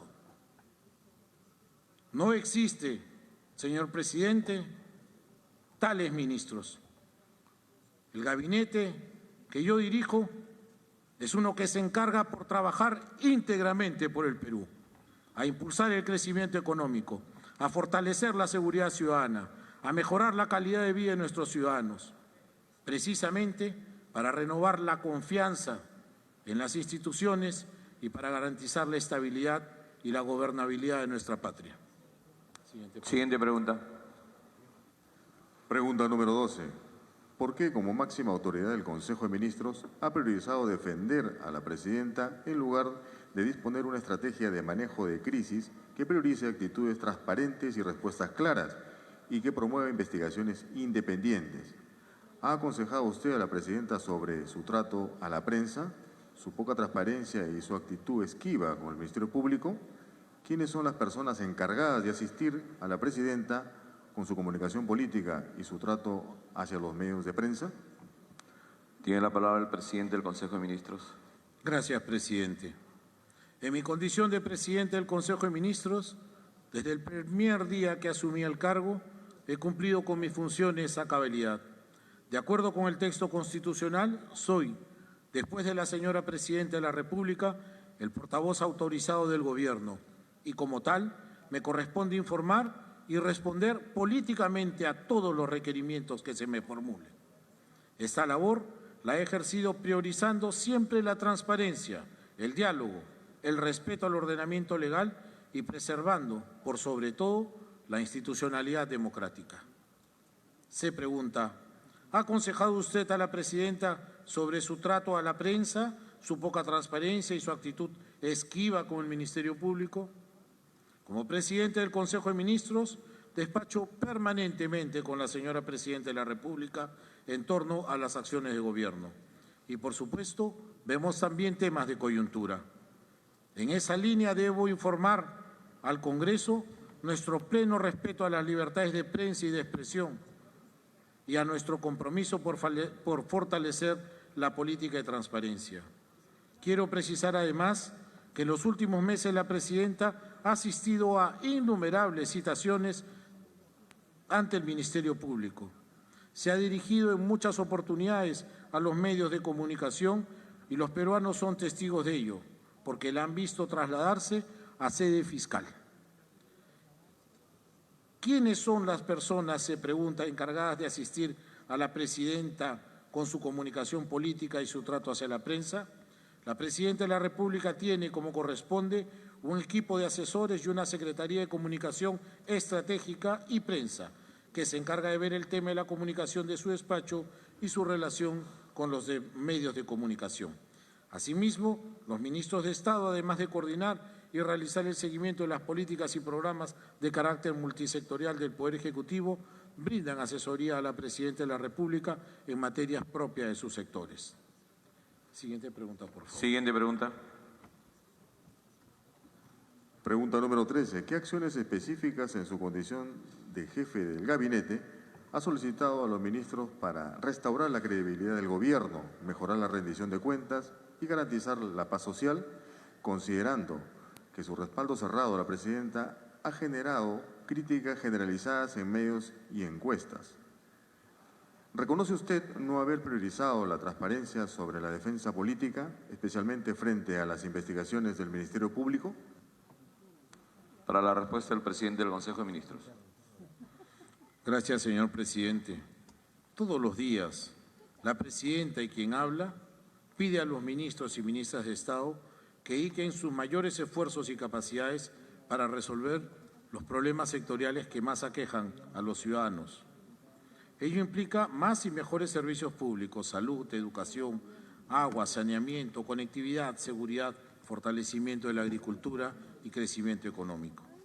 Todos lo hacemos destinando nuestro mayor esfuerzo y además otorgando la mayor capacidad presupuestal a cada una de estas áreas. Y se hace, además, mediante un trabajo coordinado con las instituciones y las autoridades regionales y locales.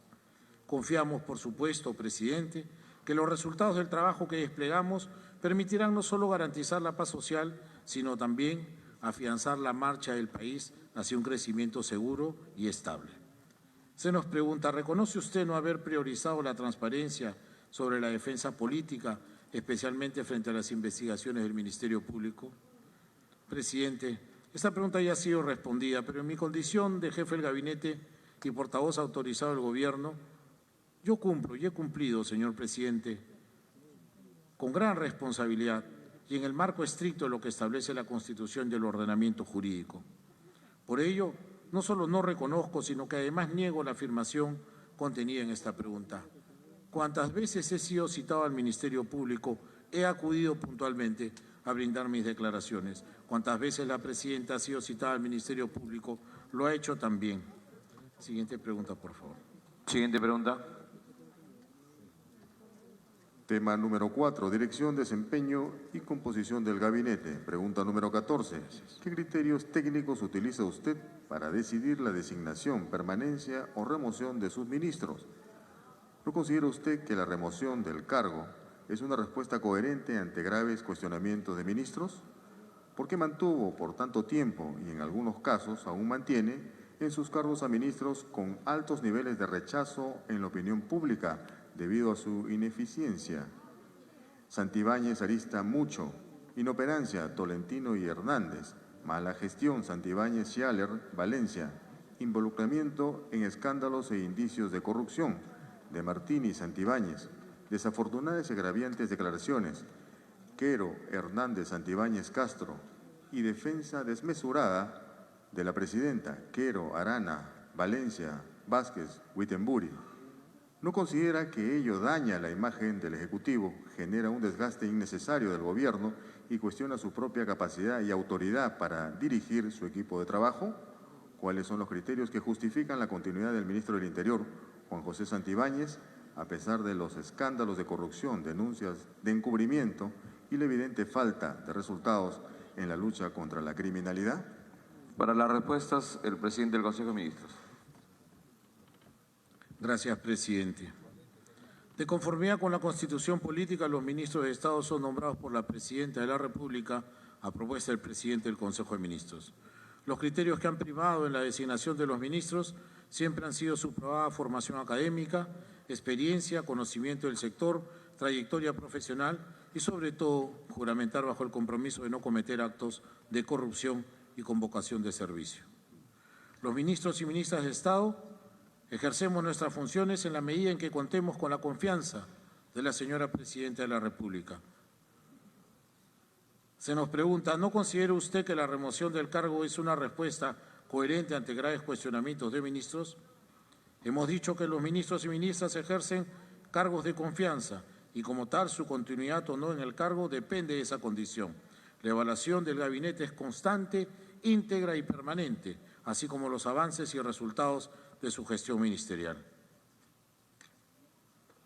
Se pregunta, ¿Por qué mantuvo por tanto tiempo, y en algunos casos aún mantiene, en sus cargos a ministros con altos niveles de rechazo en la opinión pública debido a su ineficiencia? Santibáñez, Arista, Mucho, inoperancia; Tolentino y Hernández, mala gestión; Santibáñez, Chaler, Valencia, involucramiento en escándalos e indicios de corrupción de Martín y Santibáñez; desafortunadas y agravantes declaraciones; Quero, Hernández, Santibáñez, Castro, y defensa desmesurada de la presidenta; Quero, Arana, Valencia, Vázquez, Vitemburi.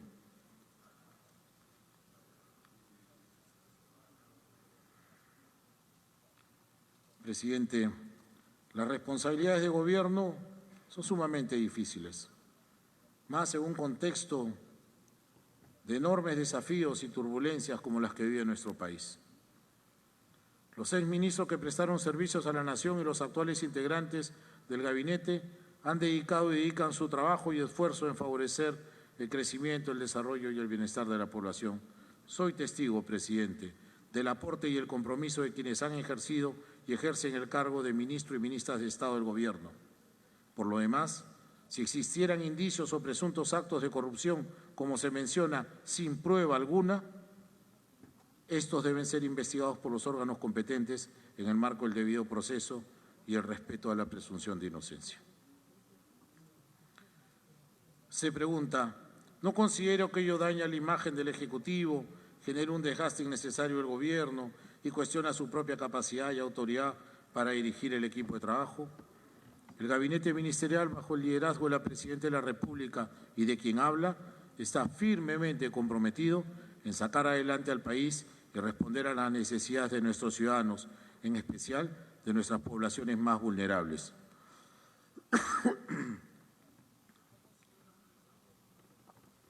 Perdone, presidente.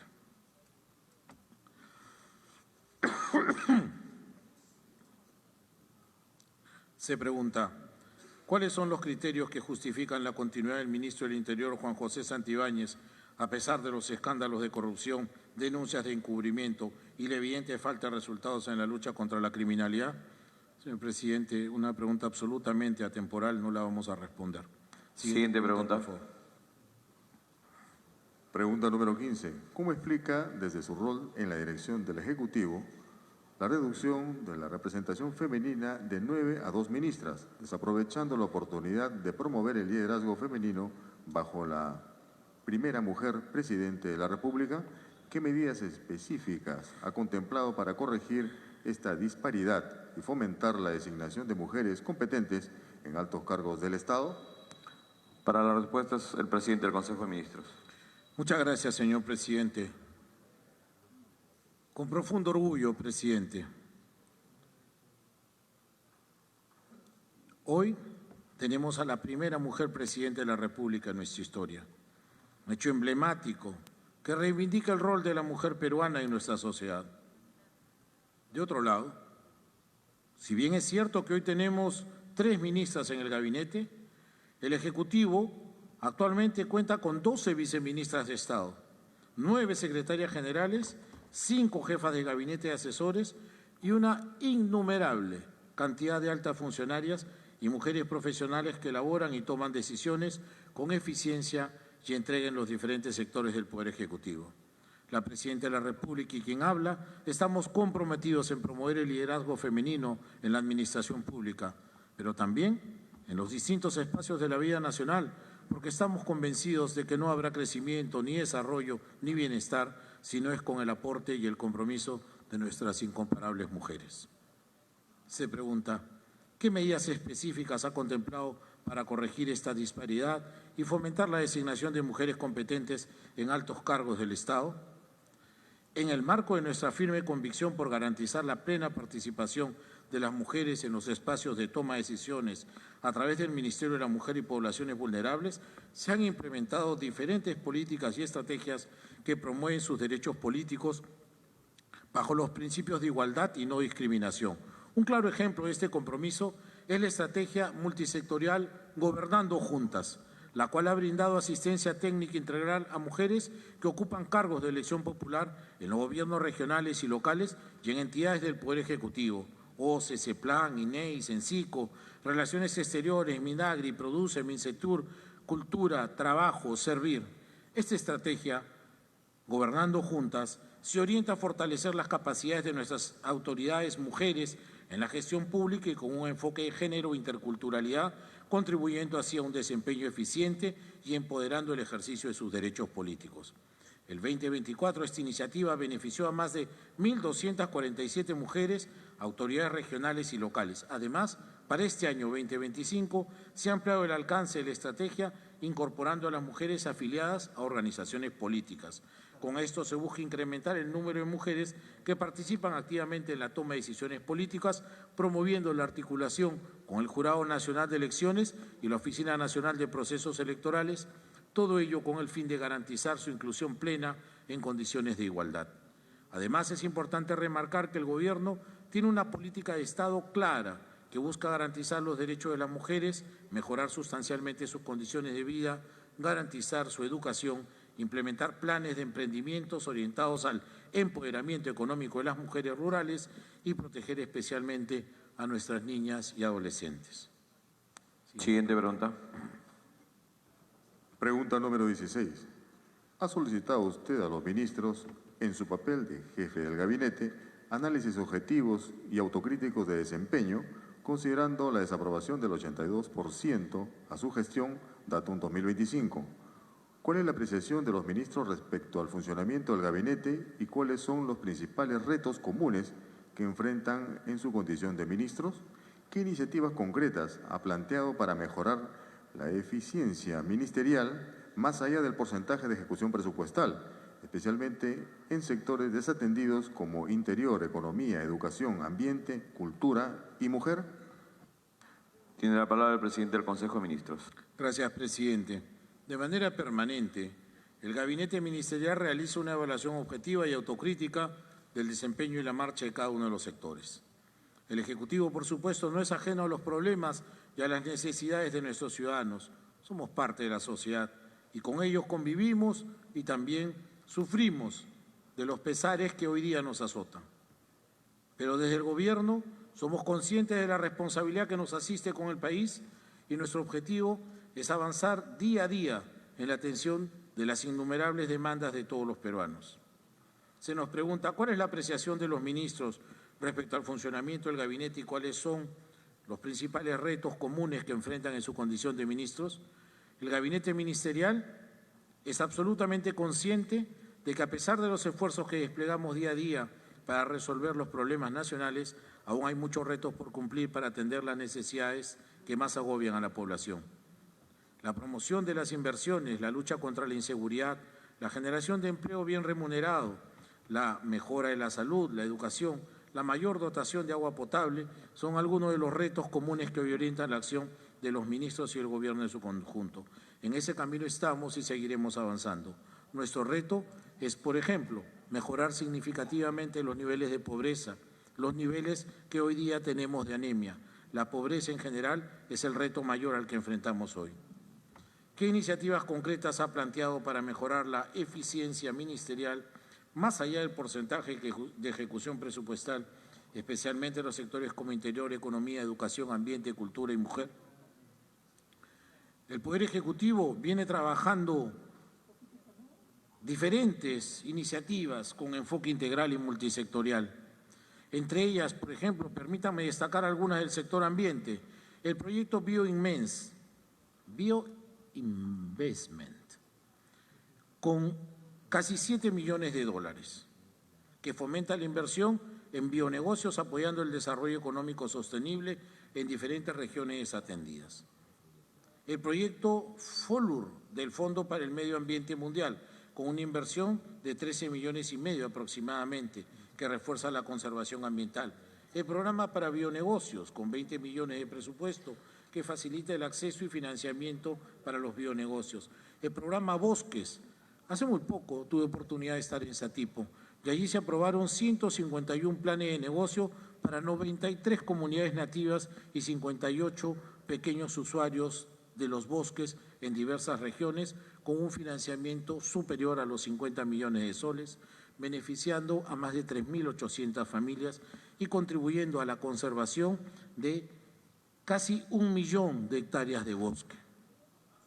El concurso de emprendedores por la naturaleza de CERNAM, la mejora de la gestión de residuos sólidos en el país. Se ha realizado la adquisición de maquinaria y equipamiento por un monto de 80 millones de soles para las provincias de Arequipa, Tacna, Coronel Portillo. El ordenamiento de la normatividad ambiental, que viene contribuyendo de manera significativa con el desarrollo. El impacto positivo de todas estas inversiones alcanzará a más de 330.000 personas directamente y a otras 480.000 indirectamente, reflejado ello en generación de nuevos puestos de trabajo y en el acceso a servicios públicos. De otro lado, para mejorar la eficiencia ministerial, en el Ministerio de la Mujer y Poblaciones Vulnerables se reportan los siguientes logros al 2025. Atender 50.000 niñas, niños y adolescentes a nivel nacional en presunta situación de riesgo o desprotección familiar en las unidades de protección especial con la creación de nuevas unidades. Esto será en Lima, Lima Norte, Callao, Huaura y Moyobamba. 100.000 niñas y niños adolescentes en situación de orfandad recibirán asistencia económica como un aporte para su desarrollo integral y proyecto de vida. Se creará además el Proyecto Nacional de Servicios Especializados de Protección de Niñas y Niños y Adolescentes en el programa de Crecer Seguro. Se implementará la Estrategia Nacional Multisectorial Proyecto de Vida para Adolescentes, la cual brindará un paquete articulado de servicios públicos para adolescentes en situación de vulnerabilidad a fin de promover su desarrollo integral, coadyuvando a la construcción de su proyecto de vida. Actualmente el Programa Nacional Gratitud cuenta con 8 centros de atención para personas adultas mayores, los cuales brindaron atención a 450 adultos mayores durante el 2024, pensando en que el programa Gratitud se ampliará en su cobertura de manera significativa este 2025. Se creará también una red de ciudadanos para personas con discapacidad severa, para identificar situaciones de riesgo, articulando con diferentes entidades para realizar el seguimiento y acompañamiento de hasta 80.993 personas con discapacidad actualmente inscritas en el Registro Nacional de Personas con Discapacidad. Se implementarán también servicios especializados para personas con discapacidad a través de 4 MAC inclusivos. Los MAC son los módulos de atención al ciudadano que dependen de la Presidencia del Consejo de Ministros. Superaremos 55.000 atenciones brindadas a 36.747 personas. Se consolidará también el INAVIF como un organismo público de fortalecimiento familiar y prevención de situaciones de riesgo y o desprotección. Se elaborará lineamientos para la mejora de políticas y servicios dirigidos a la población en situación de vulnerabilidad. Se creará el nuevo Programa Nacional para la Promoción del Voluntariado, que incorporará a 127.048 voluntarios y 486 organizaciones de voluntariado. Asimismo, se ampliará el alcance de la estrategia multisectorial Gobernando Juntas, a las que nos hemos referido hace un momento. Se capacitarán 10.000 servidores en 2025 en temas de igualdad de género. El trabajo multisectorial para impulsar la autonomía económica de las mujeres jefas de hogar, oportunidad para todas, es otra de las grandes metas para este 2025. Se implementará también el piloto de la red de ciudadanos tejiendo redes de cuidado para contribuir a la autonomía de las mujeres y el bienestar de sus familias. Se implementará la intervención Ainicuy, previniendo la violencia, culturalmente pertinente para la población en zonas rurales. Este servicio tiene previsto implementarse en hasta 1.000 habitantes, priorizando comunidades como poblaciones indígenas. Se planteará también la intervención de brigadas de prevención del acoso sexual, mujeres que cuidan mujeres. Ello para prevenir los ataques a las que nuestras mujeres son sometidas en medios de transporte, previniendo así el acoso sexual en el transporte público, principalmente dirigido a las niñas, niños, adolescentes y mujeres. Se viene trabajando en un reconocimiento no monetario otorgado por el Ministerio de la Mujer, denominado Distintivo Fortaleza, a las comisarías que destaquen en la atención y prevención de la violencia contra mujeres e integrantes del grupo familiar, esperando alcanzar un total de 1.322 comisarías. Siguiente, por favor. Siguiente pregunta. Tema número 5, gobernanza del Ejecutivo. Pregunta número 17. ¿Qué resultados tangibles con indicadores claros y verificables ha exigido y obtenido usted en la gestión de entidades adscritas a la PCM como Concitec, CEPLAN, Servir, Devida, INEI, Indecopi, DINI, OSINFOR, OSIPTEL y OSITRAN, con el fin de asegurar la eficacia, autonomía y rendición de cuentas de estas instituciones en áreas críticas como narcotráfico, ciberseguridad, transporte y telecomunicaciones? ¿Qué estrategias ha diseñado su sector de la mano de Concitec para fortalecer la investigación científica en universidades públicas e institutos públicos? ¿Qué logros puede exhibir la Secretaría de Gobierno y Transformación Digital en cuanto al diseño e implementación de políticas transversales de ciberseguridad? ¿Cómo responde usted a las afirmaciones de aparente uso del INEI y la DINI con fines políticos? Muchas gracias, señora presidenta. Durante la actual gestión, desde la presidencia del Consejo de Ministros hemos ejercido un liderazgo articulador y estratégico sobre las entidades adscritas a la presidencia del Consejo de Ministros, reconociendo la importancia en el diseño, implementación y evaluación de las políticas en ámbitos claves para la seguridad ciudadana, la conectividad del país y la consolidación de una ciudadanía con mayores niveles de bienestar y confianza en sus instituciones. De manera específica, a sectores como la lucha contra el narcotráfico, la ciberseguridad, la seguridad en el transporte de alto riesgo y la gobernanza de las telecomunicaciones, todos ellos gestionados desde una arquitectura institucional que incorpora tanto órganos técnicos reguladores como entidades planificadoras, rectoras y operativas. Bajo este marco, entidades como Devida, DINI, OSITRAN, OPSITEL y OSINFOR han fortalecido sus capacidades institucionales operativas y de articulación intersectorial, permitiendo abordar desafíos complejos mediante un enfoque sistémico basado en la evidencia. En el ámbito del narcotráfico, Devida ha avanzado en la consolidación de una estrategia nacional que vincula la interdicción con el desarrollo alternativo, la prevención del consumo y el fortalecimiento institucional local. Se han incrementado en más de un 35% las hectáreas intervenidas con cultivos alternativos y se ha mejorado la calidad de vida de más de 80.000 familias mediante planes de reconversión productiva. En ciberseguridad, la Dirección Nacional de Inteligencia, la DINI, ha desempeñado un rol clave en el fortalecimiento de capacidades preventivas del Estado frente a amenazas digitales. La creación de protocolos interinstitucionales para la respuesta a incidentes críticos ha reducido el tiempo promedio de reacción en un 40%, mientras que la cobertura del sistema de monitoreo de amenazas ha aumentado en 300% respecto al inicio del periodo. Protegemos de esta forma activa infraestructuras críticas del país. Este esfuerzo se ha complementado con la generación de capacidades locales mediante alianzas con universidades y el sector privado. Hemos impulsado todo ello gracias al soporte estratégico con Concitec y Servir en el marco del fortalecimiento del personal altamente especializado. OSITRAN, por su parte, ha fortalecido sus mecanismos de fiscalización mediante herramientas tecnológicas de monitoreo predictivo, reduciendo en 25% las incidencias reportadas en infraestructura concesionaria crítica como puertos, aeropuertos y corredores vitales. El despliegue de inteligencia de datos para la trazabilidad de eventos ha permitido optimizar las decisiones regulatorias y prevenir accidentes en zona de alto tránsito. En telecomunicaciones, OPSITEL ha promovido una regulación procompetitiva que ha incrementado la cobertura de Internet móvil en zonas rurales en más de 15 puntos porcentuales, contribuyendo a cerrar brechas históricas de acceso a servicios esenciales. Paralelamente, Indecopi, en su rol de protección de la competencia, ha trabajado